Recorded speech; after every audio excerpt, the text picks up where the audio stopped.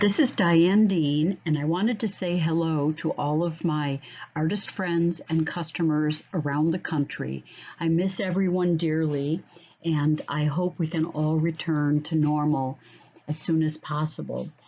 In the meantime, I thought I would go about putting together some kind of an update, let everyone know what I've been doing, and let you have a peek at some of the pieces that I've got ready for my shows once we can start having them again. I've been really busy this winter. As many of you know, my husband and I took off from our Florida shows this winter. I had a couple of art community projects that I wanted to work on, and he's doing some work at the Boys and Girls Club. So we stayed in Hendersonville, and I've been busy in my studio getting ready for my spring shows. My first show was actually to have been the Magic City show this week in Birmingham, Alabama, and in fact they're doing a virtual art show that I'm going to tune in and have a look at. But in the meantime, I decided I'd do my own. You can see I've got quite a bit of inventory sitting around in my studio, so I have lots of work that's available. This winter, one of the projects that I embarked on was my first ever bear painting project. Hendersonville has had their Bearfootin bear program for quite a few years now, and I've never been able to participate. This year, the bear I'm doing is for Smart Start. They're an organization that sponsors programs for our youth in the community. They're also part of the Dolly Parton reading program. The bear is named Good Morning Glory, and right now he's at the auto paint shop getting his clear coat. I call him his, but it's actually Mama and her cub. You can see in the middle the white bear just beginning to get some paint. I painted quite a bit of it in the window so that people driving by or coming to the shop could actually see the bear in progress.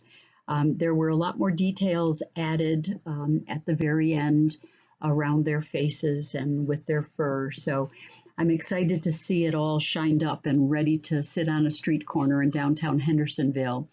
The reveal will be virtual. Unfortunately, we can't hold our live reveal this year. So May 5th, the bears will be revealed virtually by Hendersonville. Another program that I was involved in over this winter, as the chair of the ArtScape Banner program, I was involved in the processing of about 300 images and the selection of 40 for the ArtScape Banner program. Myself and two of our artists were picking up the banners from the printer. It seems like just yesterday, but it actually was about 4 weeks ago. And I followed the city around while they were installing the new banners, and my banner is installed on Fifth Avenue. It's a great program. We had a wonderful celebration planned that was going to be held at the Boys and Girls Club, but unfortunately we've had to postpone it. We're hoping to have it at some point in the future, so stay tuned. Another exciting project that I embarked on this year was I got back into teaching. The Art League has quite a robust program of classes and workshops that they've got scheduled for this year, and we're hoping we can get them all back on track. I did manage to teach two. The images on this slide are actually of the abstract painting class. You can see some of the students at work on the right, and the images on the left are 5 different abstract style interpretations of the photograph of Dan Keller, one of my favorite local musicians. It was really quite a bit of fun to see people from different painting disciplines experimenting with something that made them step outside of what they're normally comfortable with. So it was really quite exciting for me, and I look forward to doing more teaching.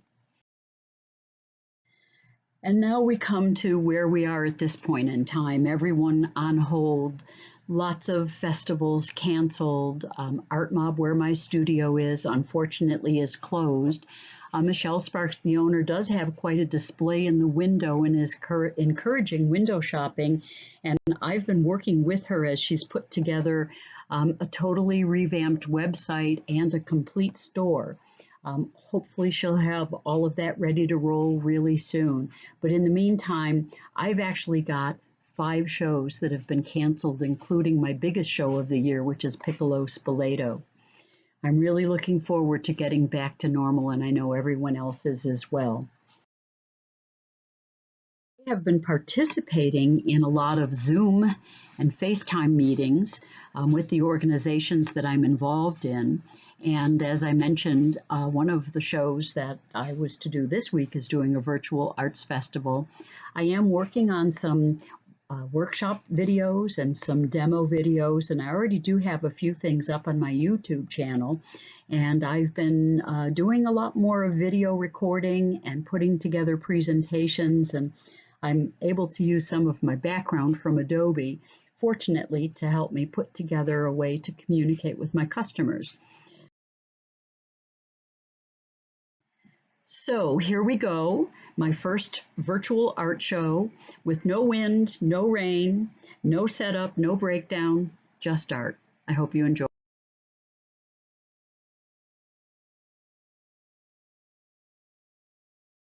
The first piece is my standard red poppies.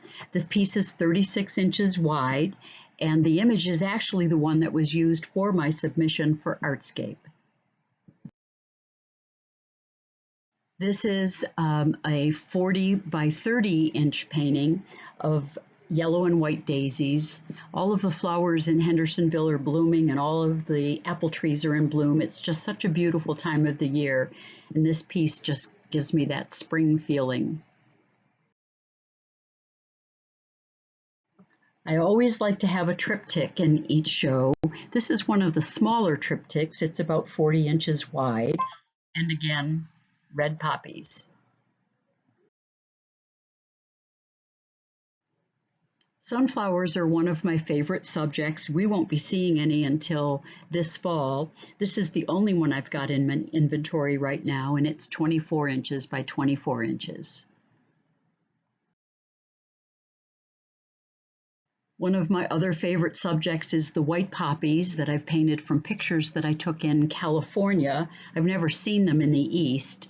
Again, this piece has much of my traditional texture, the squirrely lines and the wire mesh that are pressed into the surface. Birch trees are another favorite subject. This is a great piece with neutral colors, and it's 4 feet wide. Can't have a show without my traditional 4 foot by 4 foot poppies.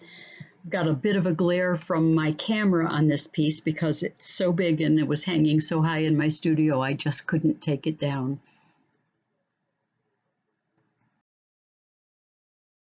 Quite a few smaller pieces available, and I'll be updating my website.